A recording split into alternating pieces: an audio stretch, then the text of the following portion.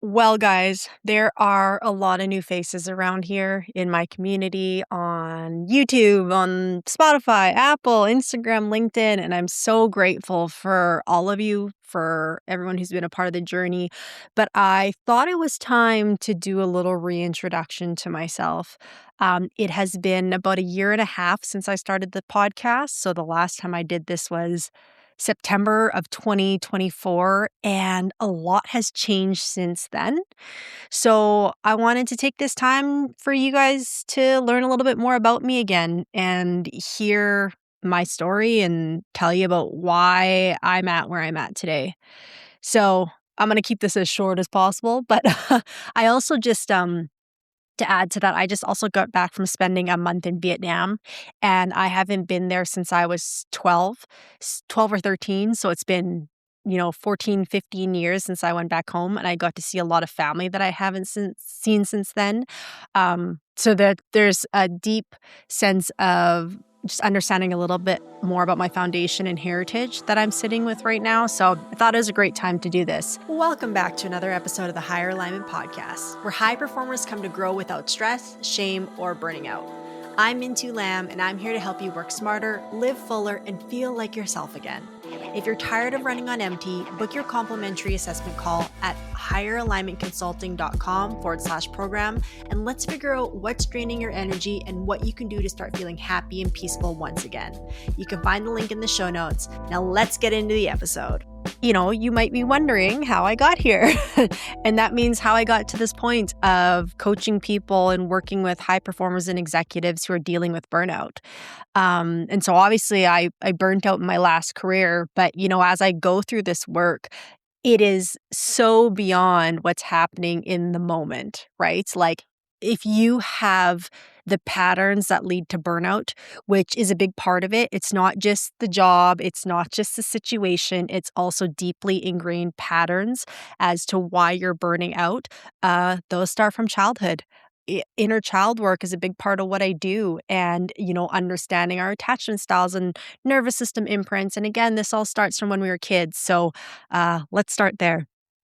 So I am born and raised in Wainwright, Alberta. For anyone who's from Alberta, Canada, you may have heard of it. Small town of 5,000, 6,000 people, I think. Now, still might be a little bit more since I've left.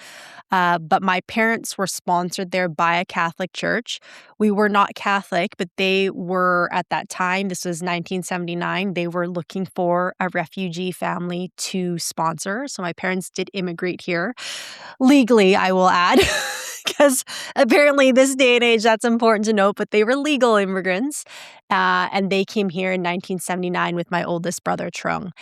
And they came from Vietnam. A little bit backstory there is my parents both grew up in a small town, small city in southern Vietnam. My mom's family was, quite poor and had to work really to make ends meet. And my dad's family actually ended up being one of the richest people in the province. However, they were self-made, so they were also very poor. And what's interesting is on my dad's side, my grandma could not read or write, but she had an amazing business sense. And so she would essentially kind of just instruct my grandpa what to do with their farms, which is how they made money. And then they eventually expanded into other businesses. I kind of come from a lineage of business women, business-minded women. And so she couldn't read or write. So she kind of just told my grandpa what to do, and they built up this family that they had and these businesses, which was great. And then my mom's side, she didn't know her dad, but my grandma was a devout Buddhist and was kind of known as the Mother Teresa in her area. So any poor people who didn't have clothes to be buried in or food or couldn't pay for their medical bills, they would come to my grandma and she would help the people, that needed it. And, up until she passed just last year, my mom and uncle would send money home to her to be able to facilitate this for people. And again, very hardworking, resilient, found a way to make ends meet. And my mom, inherited a lot of those qualities, and so did I. So that was kind of like the foundations of my parents.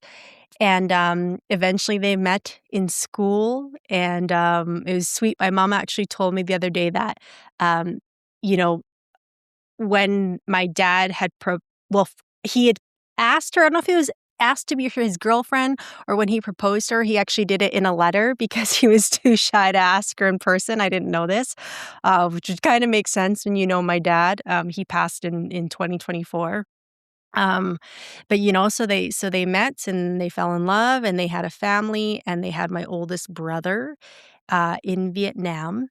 And then he was born in 1977, and I believe the war ended around that time, so right before he was born.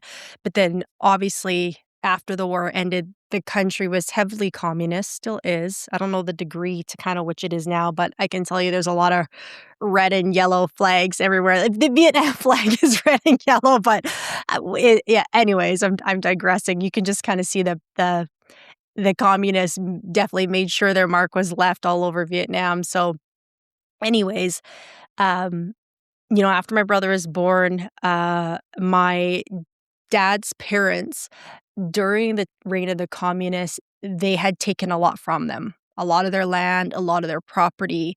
And so my grandma on my dad's side was a very big proponent of encouraging my parents to leave the country. And I think they was offered to all my aunts and uncles on that side, and no one wanted to go except him and my mom. So the first time they tried to escape the country, obviously they're paying people off. So my grandparents did that for them, and they were essentially blackmailed. My grandparents paid the fee, the gold, and then they purposely caught them and they threw my parents and my brother in jail. And so my dad was in jail with his nephew and my mom's brother because they all tried to escape together. They were in jail for about a year, and my mom and brother and my aunts were in jail for, I think, just under 6 months, about that, 3 to 6 months. I can't remember the exact timeline, which is pretty wild, to say that your parents were in jail just for trying to have freedom. And so, I remember my mom telling me this story because my oldest brother was about 2 at that time. And the men and women were separated. They had 2 different jails. And jail meaning they were just confined to one empty box space, right? They're pretty much all cooped up in one area. They're given very, poor food, probably rice. And I think my mom said they used to get a little can of sardines kind of thing. But I remember she would tell me this story that the guards were really nice. And so they would take my brother, who was 2 at the time, over to the men's prison to visit my dad. And sometimes my dad wouldn't even know that my brother was there till he got past him because, at that time, people are obviously sad, having a hard time. And so this baby's kind of bringing enjoyment to everyone. So, the men would play with my brother and all these things. And then also my dad would look and he'd find my brother there and he wouldn't even know. And so it was actually really sweet that, he could I don't know. I love babies. I think kids are such a blessing. And so it is a memory that she shared that was really fond for them. And then after that, they came back and then they paid to escape again. And the second time they made it out and they escaped on a boat to Malaysia, I believe it was.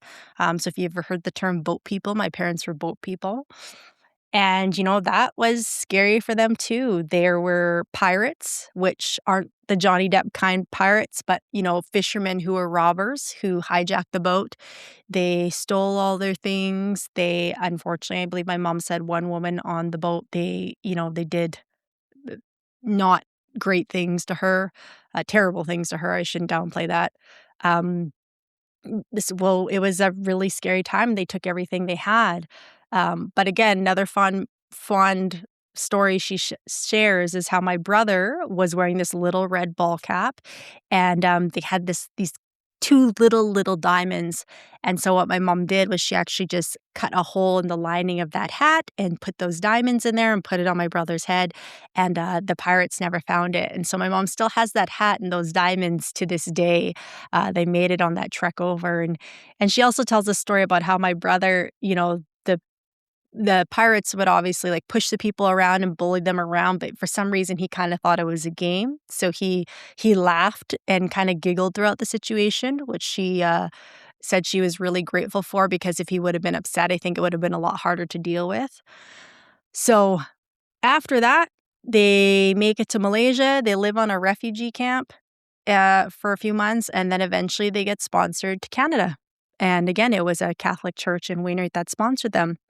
And actually, when we were in Vietnam the other day, my mom was telling me about how my dad had already proposed to her, but he actually ended up making her an engagement ring out of a coconut shell on the island.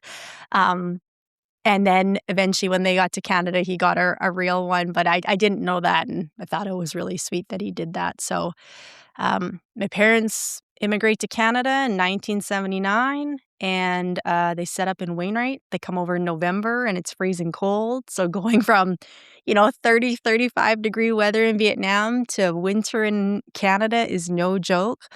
But, I tell that story because it's important, because it shows where my survival and resilience came from.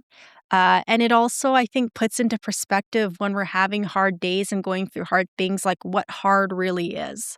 Like I remember when the show Survivor came out and my mom was watching all the things these people do. My mom's like, oh, I did all that in the refugee camp. Like it was like no big deal, making bamboo huts out of bamboo leaves and starting fires and catching fish. Like these are things my mom had to do to survive. So I think that's just so important to tell, because again, it puts into perspective what the hard things are that we go through in first world countries. And I know it's also just healing for me to retell that story. So, that's a little bit about my foundation, my family, and, going back to Vietnam this last month just reminded me a lot of that stuff. I went to my grandparents', old farmhouse, got to meet a lot of my family and just to see what they create, but also see how people live over there. Like, my family is doing well you know, they're doing well for themselves. Um, but it's still a third world country. It's still very different. And there's something beautiful about that, because I think they find beauty in a lot of simplicity compared to the large amount of consumption we do here in North America. But also, again, it puts into perspective what's really important. All right, guys, quick pause. If this episode is hitting home, I created a free burnout quiz that takes less than 2 minutes. It helps you pinpoint exactly how burnout shows up for you and what shifts you can take to start feeling happier, calmer, and more in control. Most executives tell me the results feel eerily accurate, so head over to the link in the show notes and you can take the quiz there. The story continues. My parents set up shop in Wainwright, a small town, and me and my other brother Hugh are now born there. He came a few years after, and then I came a few years after that. I'm the youngest of the three. And again, I would say we grew up in really humble beginnings. My parents worked hard. My dad owned a gas station. My mom was a seamstress and a tailor, and they just raised us to be good, honest kids, and hard work was first and foremost. You know what I mean? Getting good grades in school, whatever we did, performing well at it, whether it was playing hockey for my brother or getting good grades or dancing or whatever. I was a competitive swimmer. I was a competitive dancer. And I was naturally competitive, but also it was just kind of like, if we're going to invest money into this, like commit and devote and show us your dedication. And, when I look at my hard work as an adult, I look back at those years of not only how my parents raised us, but put us in situations where we had to devote ourselves, and like, quitting wasn't really an option, and not in a way where it's like we were held against our will. It's not that, but like, figure it out, problem solve, like make it work, and I was a competitive dancer I started dance when I was 8. I probably got competitive when I was like 12, and then that carried out into my 20s. But being a competitive dancer taught me so many incredible life skills. It taught me about hard work and taking ownership for my part in all of it. I trained in ballet, jazz, tap, lyrical, contemporary. I was never the most flexible. I had to work really hard for my flexibility. So I'd have to show up to class 30 minutes before just to be able to perform the best in my class and get the most out of it because it took my body that long to warm up into my flexibility. So it taught me hard work, it taught me resilience, it taught me teamwork, it taught me accountability and showing up. And, I don't have kids yet, but I hope that I have a daughter and I hope she loves dance because I think there's so many powerful lessons in that. And I mean, you can probably get that in any type of team sport. But that was a big part of my childhood. When I was going to school, I would come home and I'd be at the studio 4 to 5 days a week for 2 to 3 hours every day, and it was competition, it was repetition, it was practice, it was all these things. And so um, that was the majority of my childhood was school and dance. Again, I played the piano for a little bit as every Asian kid has to.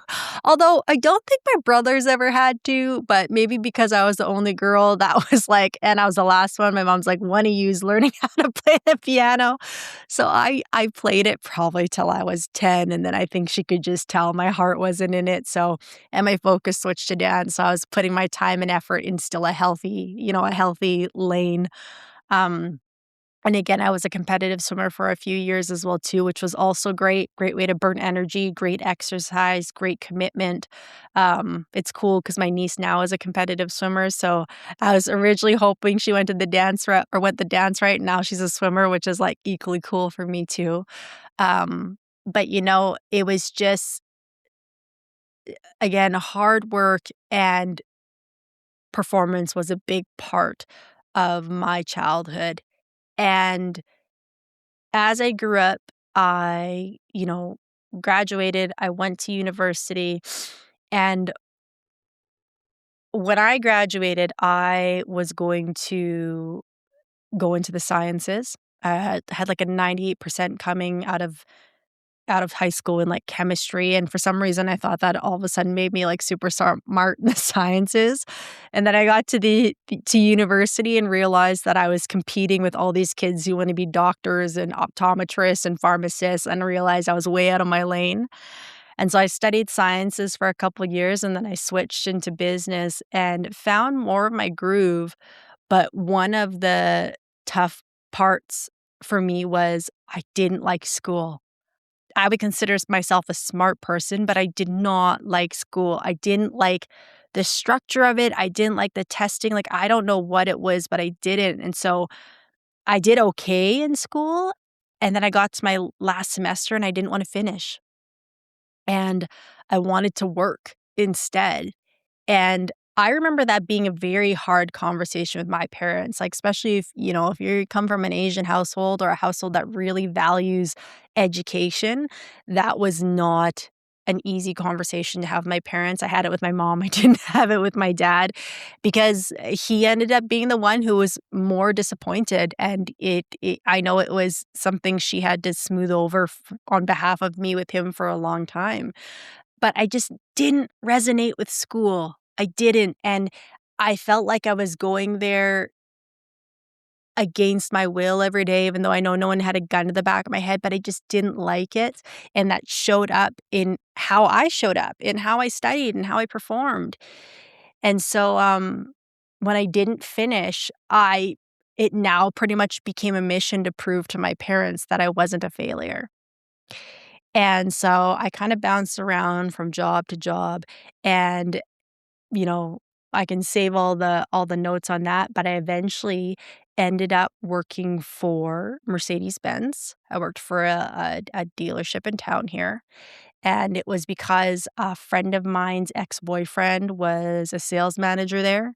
And he just asked, he's like, "Hey, do you want to try selling cars?" And I was like, sure, like what I got to lose. Like I'd never been in a sales position before, never knew anything about the car industry, but I was kind of like, I know what I'm doing. Like I had been account executive assistants, I had worked for financial planners, and I was always a high performer at what I did, but they were all, support staff roles, which is fine.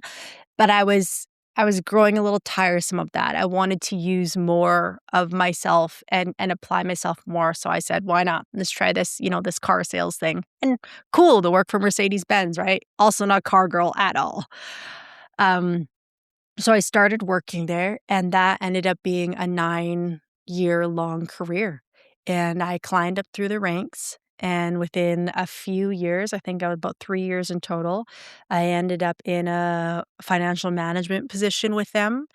And I stayed there till I left in 2023.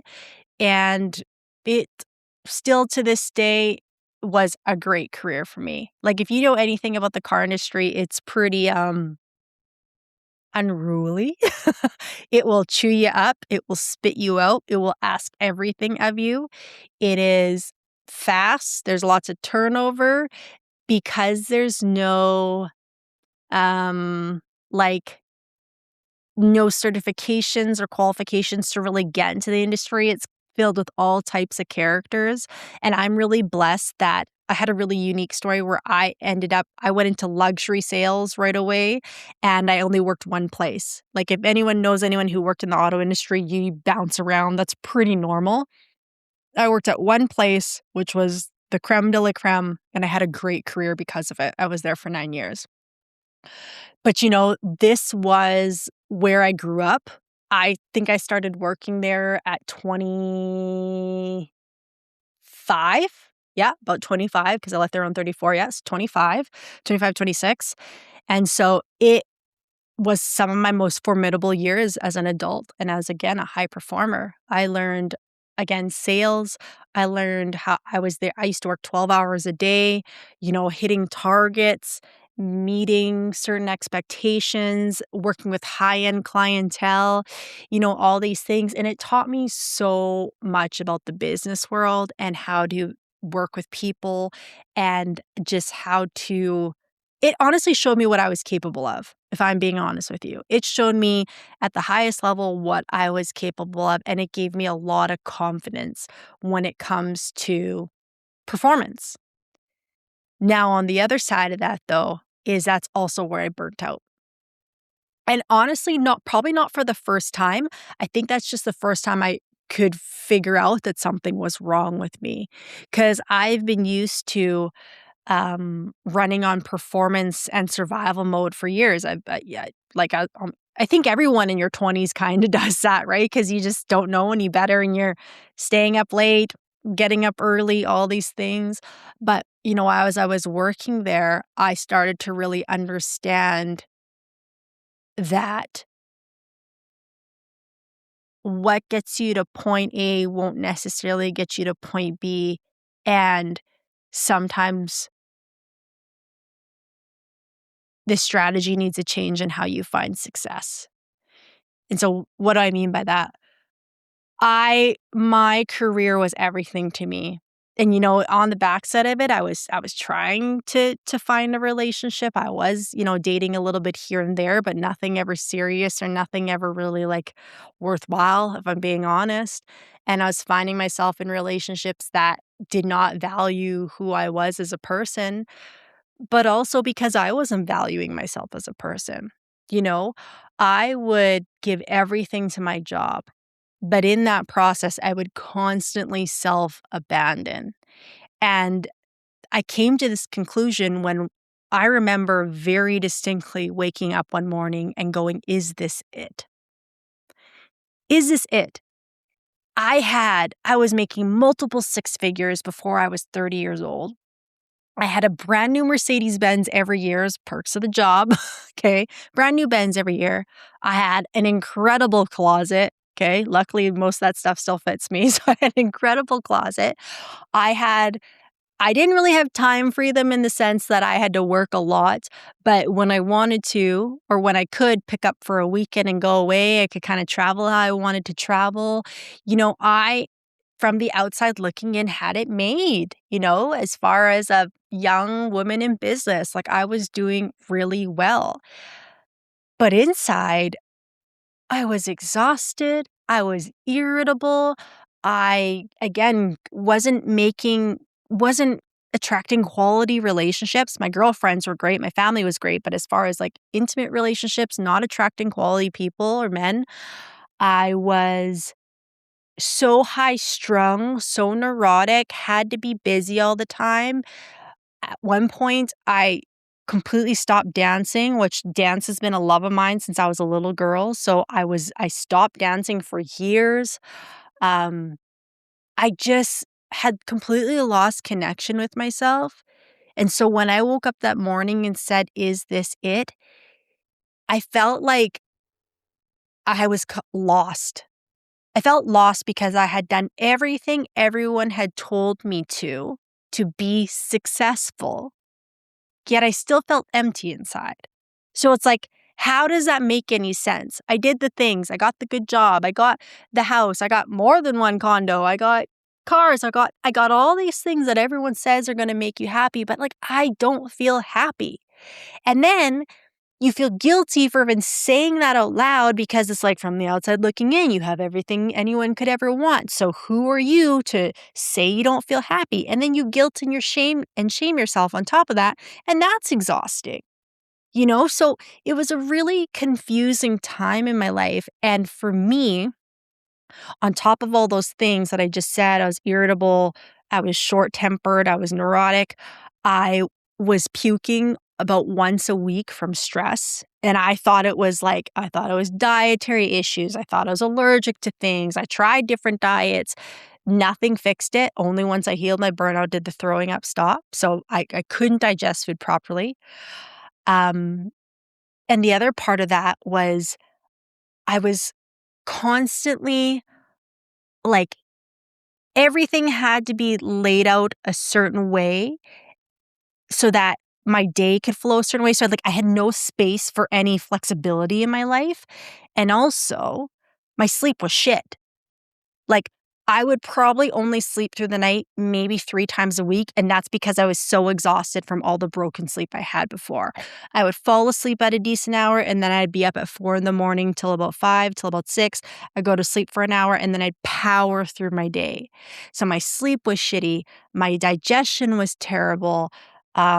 Again, I just didn't have any joy in my life. And it was like, I just normalized all this. I thought this is just what it takes to be productive. This is just what it looks like. You know what I mean? Like this is just how you have to live life to be successful. And it was exhausting and it was isolating and it felt lonely. And again, I was just like, is this it? And, you know, it got to this point of feeling so debilitated that I knew something needed to give, but I didn't know what. So for me, how this whole journey kind of started to unfold of knowing that I needed to do something different was I actually started more on the spiritual side of things. And because the biggest hiccup for me was like why my relationships were so hard or like surface level or just like, again, attracting not good men. Like I used to always say I was so heavily in my masculine at that time that I would go on dates and I would be competing with the men at the table without even realizing. I also worked in a male dominated industry, so I was surrounded by that by that energy all day. But like I felt like I was in a dick swinging contest all day, every day. And I was winning most of those contests, unfortunately. Okay. Like it was not something I wanted to be doing, but I was just so out of balance energetically in my life. And so when I started to realize that like, Minty, something's got to give, you need some support, you need some help. I actually started more on the spiritual aspect of just trying to figure out what was going on with my relationships and why that was so hard for me to piece together when even though I was burnt out at work, I was still making a good go of it. Like I was seeing return on it in some way, shape or form, but in my relationships, I couldn't. And so I started kind of going down that path and I got into energy healing and energy readings and meditation and sound baths. And these were all great things. They really helped me and nurtured me at the time when I needed it. But where I found that it came short was I would feel great meditating for an hour, but as soon as I got up out of that meditation, I'd be right back to high strung min too. You know what I mean? So it's like I couldn't translate what was happening on that meditation pad into my everyday life. It was just two completely different realities for me. And so when I realized I couldn't really bridge that gap, I started to look into more of the scientific side of things, okay? Psychology, the nervous system, et cetera, et cetera. And I realized that in order for me to bridge that gap of feeling more calm, feeling inner peace, being able to laugh again, I needed to figure out how to bring that into my everyday life. Okay.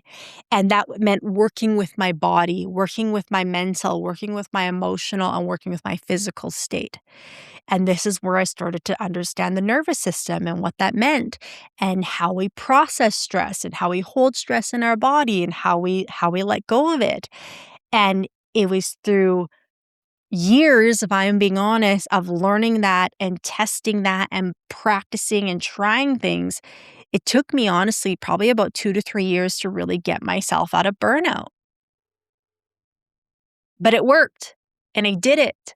And now that's what I help people do. I took all those years of what I learned and I've condensed it into 3 months of practical application to help people get out of the state that I was in. But here's the thing that, like,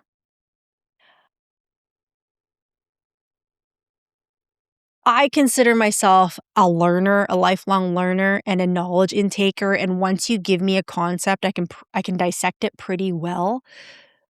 But when it comes to application and identifying your own blind spots, that's a different thing.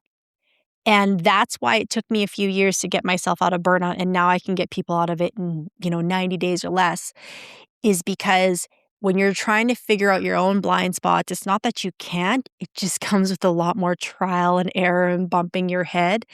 And that's what I had to do for years. But it was less about doing more and more about unlearning a lot of the things I thought it took to be successful and letting go of control and surrendering to the process a little bit, not a little bit, a lot of it, and just getting to a point where it's like, I know this isn't working anymore and I don't know what the next step is, but I know it needs to be something different, you know? And again, one of the big wake up calls for me at work was I got to a point where I was coming to work and I was gossiping so much. Like, just talking shit for no reason. And none of it was usually ever like super malicious, but I would, yeah, I would just gossip a lot. This person didn't do that. That person did this person didn't do that. And it's, maybe it's the nature of the industry a little bit, but I chose to partake in it. And I remember one day coming to work and I had just gone through um kind of a sticky couple of weeks with my direct business partner there, and I was so not proud of how I handled it because before I went to him with what my issues were, I just gossiped about it to everybody else. And I remember by the time I finally talked to him about it, one of the first things he said was, "Why didn't you just tell me? Like, why didn't you come to me? Why didn't you tell me?" And I felt so stupid, which shame and judgment doesn't help, okay? But I'm just telling you how I felt at the time. I felt so dumb that I had stooped to the level of gossiping. But in hindsight, what I know now is when we're dysregulated, we're not gossiping because we're bad people or we're mean. We're gossiping because we're looking for some form of connection, and that's the only way we know how to get it in that moment. And so I remember I got to this point where I'm like, Mintu, you spend your days gossiping, you're exhausted, like take control of your life back. Do something about it. You don't have to live this way. You're suffering. You're putting yourself through voluntary suffering every single day, and no one's coming to save you. That's one thing I've always believed in. No one's coming to save you. The only person that can change this is you. And so again, thankfully, I went down that path of spirituality and then to more practical nervous system stuff. And one thing I will mention, whether this is a side note or not, is like if any of you have ever gone more kind of the woo-woo route or the spiritual route, in that world, it can be very easy to kind of bypass your experience and bypass your truth and your emotions, which means like like spiritual bypassing is almost like, one of the things they talk about is look for the good in everything, right? Which isn't a bad thing. That's I think a healthy skill to have, but not to the point where you're overriding poor behavior or the reality of something. And so I know I would say stuff like when it came to relationships where it's like, well, this person's not treating you good. He's, flaky or whatever, but it's because he grew up this way and this, that, and the third. And so you can make an excuse as to why he behaves that way. Or even at work, it's like, yeah, you have to work long hours and you're not taking care of yourself while you're there, but you make good money. You know what I mean? Like you're constantly bypassing the reality of things. And when I went the spiritual route, that was another disconnect for me because I was doing a lot of that. Where when I came back to understand more of the nervous system side of things and the physiological side of things, it helped me piece together that it's like, okay, so all of that can be true, but how are you changing your behavior? How are you going to be living different so that this doesn't keep leaking and sucking the energy out of you like it has been, right? So by the time I got myself out of burnout, I was able to see things a lot clearer with my career. And that's when I realized it was time to move on. And what I'm really grateful for is that I didn't pull the plug while I was burnt out, because this is a conversation I have a lot with people where, they're feeling like their back's up against the wall and they got to switch careers or leave the company or move countries or whatever the case is. They just want to run as far away as possible from the situation they're in because they feel so helpless. And when we do that, we're not seeing big picture. We're not seeing clearly. And so I always say that you don't want to make decisions from the valley. You want to do it from the mountaintop. And so I'm glad that I at least had the awareness to not pull the plug in the valley and get myself back up to stable ground and the mountaintop, if you will, and leave on a note where I felt very grounded and powerful, empowered in my decision. So once I was feeling good again and regulated again, and I could really see big picture that just this career wasn't in alignment for what I wanted for the next chapter of life for me, I decided to hand in my resignation, which was hard. I'd been there for 8 years at this point when I had made the decision, and I gave it a year before I told them. Um, and, I spent more time with these people than I did with my own family. I was so wrapped up in my identity and my career and, working for Mercedes-Benz and yeah, there was a lot that came with it. So I decided January 1st, 2022 that I wanted to leave. And then I gave them my notice in January of 2023. And the reason I took that year was because I wanted to be really sound in my decision. I wanted to let them know when I was on the mountaintop, not from the valley. And I wanted to set myself up financially because one of the promises I made myself was I didn't want to go back to something purely because of money.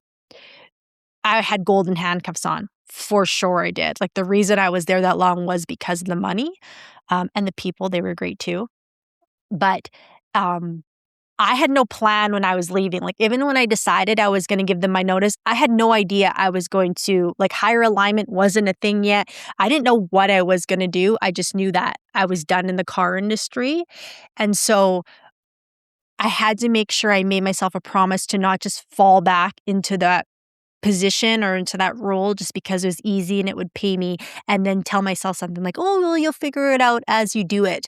I knew that I kind of needed to give myself a blank slate and zero options to think clearly about what the next move was. So that's why I gave myself a year.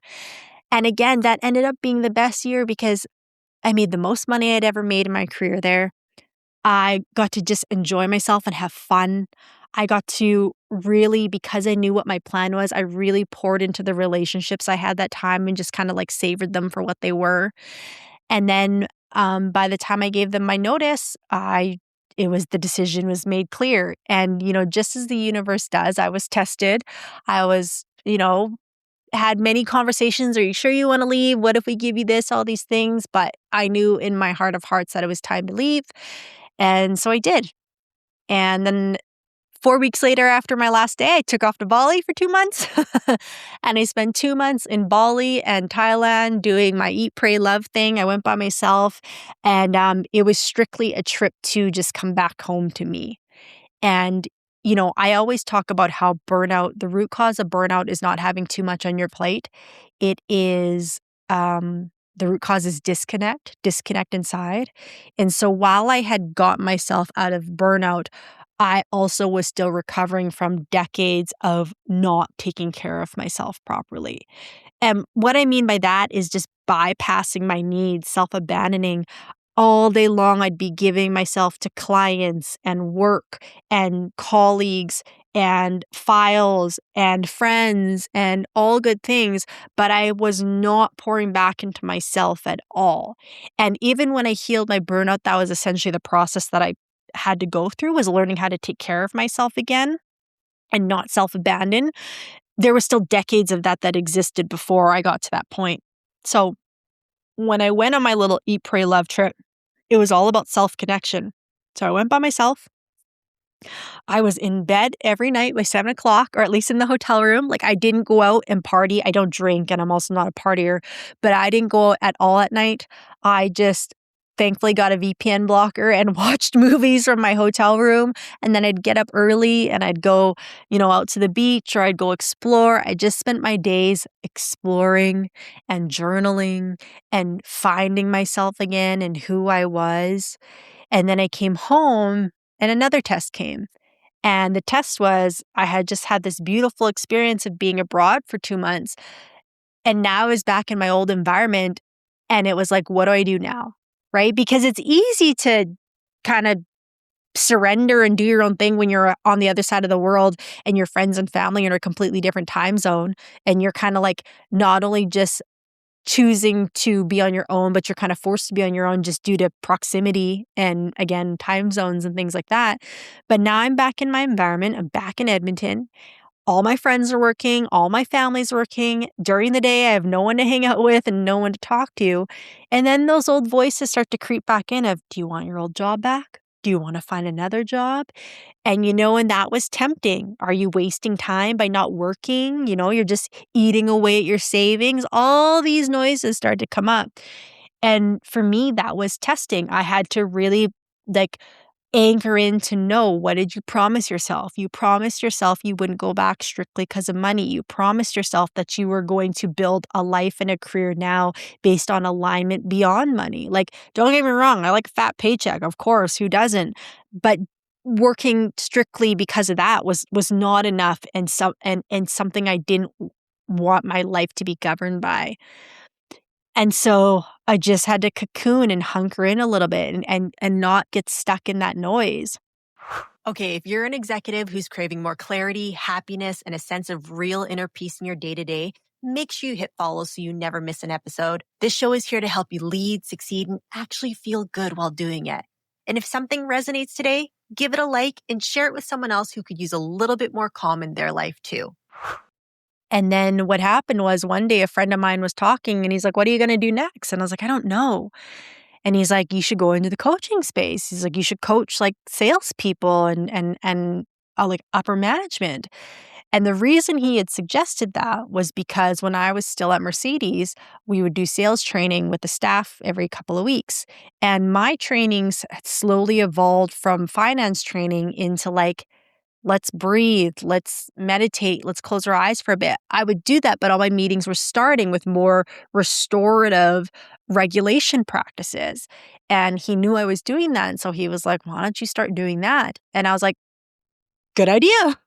So a week later, Higher Alignment Consulting Incorporated was formed, and the rest is kind of history from there. I started figuring it out. I hired my own coach to build the business, and now we're almost 2 years into it, and I have helped numerous executives, business owners, high-performing sales professionals to reclaim their life, to be able to feel happy again, to be able to feel more rested and calm and present with their wives, their husbands, their kids, their friends, to be able to vacation without worrying about what's happening at work, to kick alcohol, to kick anti-anxiety meds, to kick caffeine, to heal their IBS, to come into major promotions and the biggest contracts they've ever earned,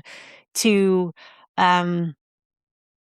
getting married and just, again, reclaiming their life, letting them feel like they're human again, reconnecting them with what's most important, and empowering them to design their success how they see fit.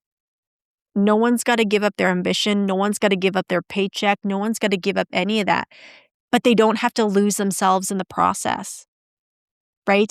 And that's what I had learned for myself, and what I'm so passionate about teaching people now is you can still have all the things, but you don't have to sacrifice you in the process. But if I'm being honest, that's going to take rewiring. That's going to take being really raw and honest with yourself. That's going to take learning to express emotion that you haven't before, and be real and speak your truth and use your voice and say no. It's going to take all of these things. But on the other side of that, on the other side of the discomfort of becoming this new person, is a more grounded and free version of you. And I've seen it time and time again. Every client I work with, every person I get to talk to, where I get to share this story and share this information with them and see a little bit of life come back into them, it works. And it's possible, and you can do it. But sometimes you need a little help, right? Sometimes you need someone to point out your blind spots. I did it with some help, and I did a lot of it myself, but it also took me a lot longer than it's taking my clients, for instance, But I've referenced this so many times in the last couple of weeks because it just hit me so hard. I heard Tony Robbins say on an interview recently, pain is inevitable, suffering is a choice. And my goal in life is to help people suffer less, and this is the way I'm doing it right now. It doesn't need to be so hard. It doesn't need to feel so exhausting. You don't need to wake up every single day and say, is this it? You can wake up and be like, wow, I'm so glad I'm waking up today. I actually feel genuine gratitude. I'm not faking it just because everyone tells me I should. I can genuinely connect with people. I can create space for the right people to be in my life. I can give from a space of genuinely feeling like I have the capacity and I'm not relying strictly on guilt and capability, right? Like, you don't have to always be giving out. You can be receiving. But when we haven't learned that through our childhood, it's hard to now all of a sudden do that as an adult. And that's why I wanted to share my childhood and story a bit with you guys today, is because my parents came over here in survival mode because they literally were surviving. Right? They were escaping a communist country. They had a 2-year-old son. They didn't know the language. They didn't have any money. They had to literally build a life here from the ground up, which, by the way, they raised 3 beautiful, healthy kids who all have families and healthy spouses and are wonderful people. Okay. My parents came here to survive, and so they had to live in survival mode. And so no wonder we all absorbed a bit of that energy, and I'm grateful I did. But for my life now, and for most of you listening to this, you don't have to survive anymore. You're beyond survival. And what I mean is, you got a home, you have a job, you have electricity, you have running water, you have access to food. That's survival. Anything beyond that, the big office, the cars, the vacations, any of that, that's not survival. That's thriving. Happiness, peace, those aren't part of survival. That's like a bonus thing, which is crazy to say. Happiness is a luxury, okay? But we don't need to keep living from survival mode. We don't need to keep doing that anymore. We are safe. If you have those things I mentioned, you have access to food, you got a roof over your head, you got clothes, you can pay your basic bills, you're out of survival mode.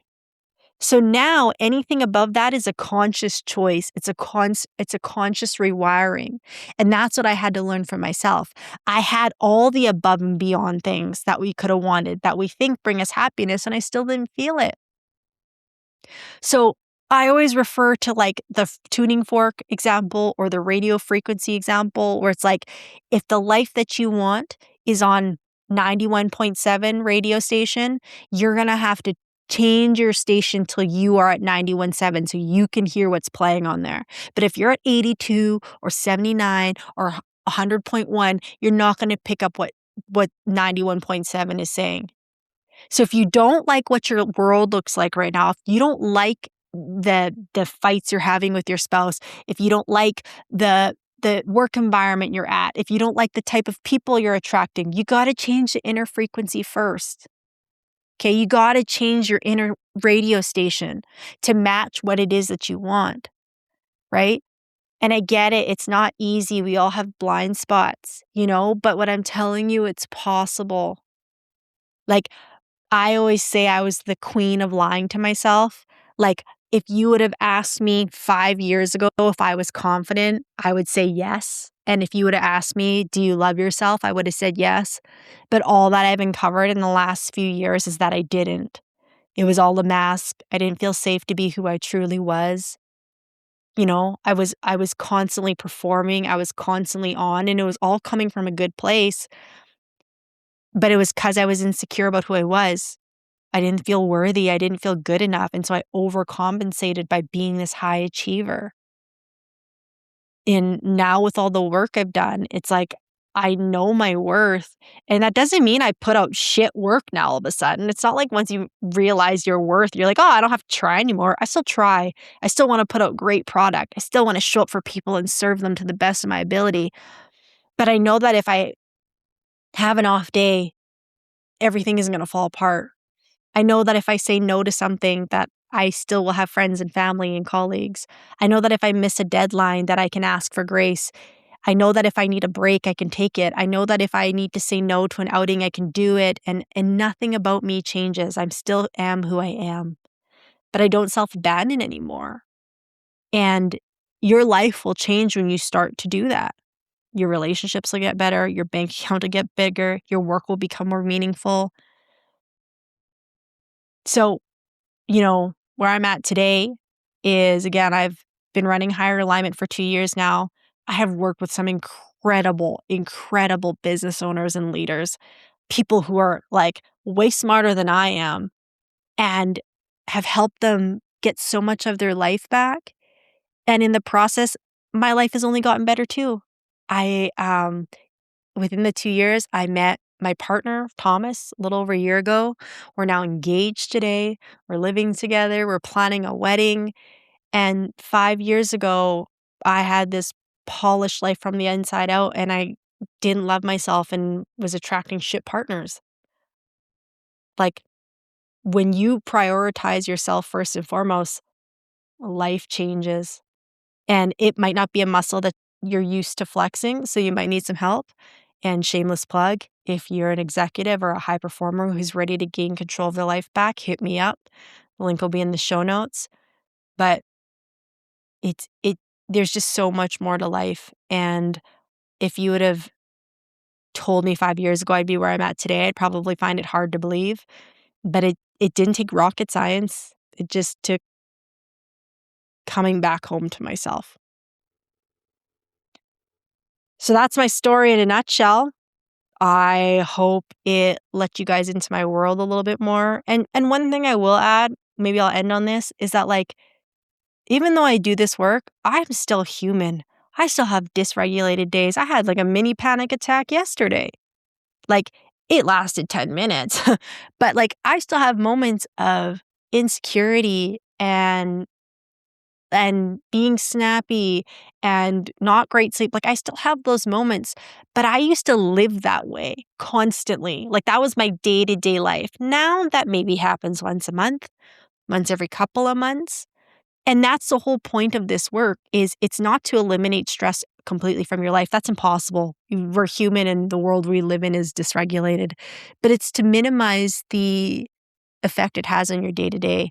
Maybe something that used to bother you for a week or 2 weeks now only bothers you for an hour, half an hour, and you can come back to yourself a lot quicker.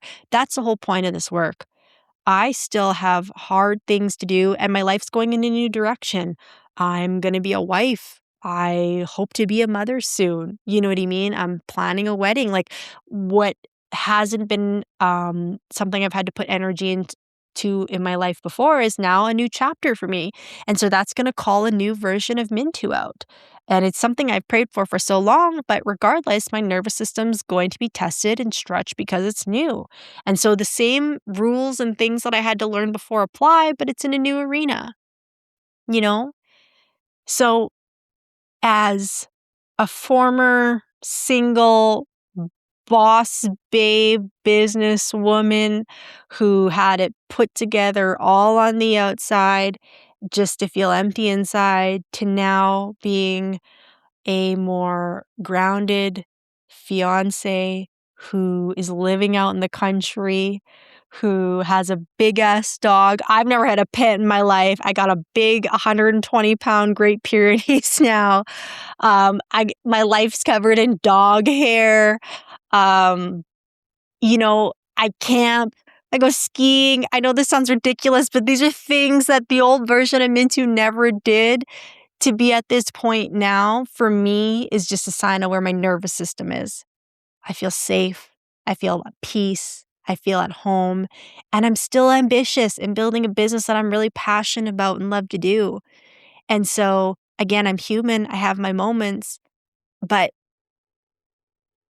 it's amazing what life will give you when you learn to just come back to yourself.